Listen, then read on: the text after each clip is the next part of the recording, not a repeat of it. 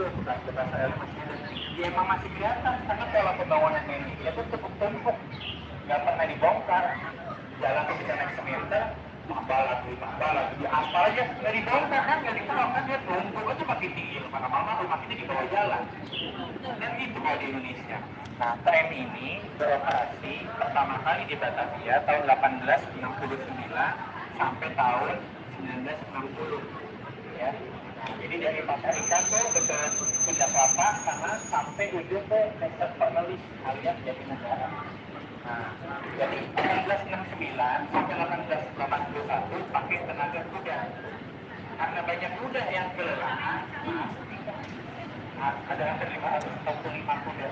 Nah, tahun 1881 diganti pakai tenaga uap sampai tahun 1933. Tapi tahun 1899 juga udah ada mulai tenaga listrik. Tahun 1960 dihentikan operasinya. Kenapa? Karena wali kota Jakarta saat itu menyalahkan tram sebagai sumber kemacetan.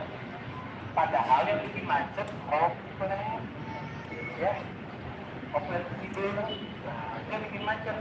Tapi karena pemerintah Jepang udah kadung janji sama pemerintah Jakarta kadung sama Jepang janji mau memperbolehkan jualan Toyota, Daihatsu, Mitsubishi, Suzuki, Nissan, Datsun, macet semua.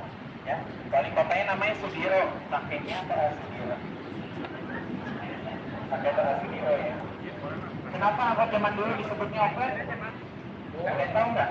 Oplet. Karena merek dagingnya Chevrolet, ngomongnya susah, oplet. Chevrolet jadi oplet. Lu pernah dengar istilah udah gigit besi nggak?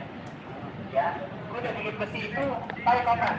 Itu tahun 1869 sampai 1869.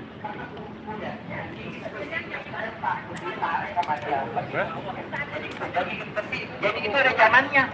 Kalau lebaran monyet kan nggak tahu kapan kan. Tapi kalau zaman kuda gigit besi 1869 sampai 1881 itu ya. Nah, kita ke Mariam.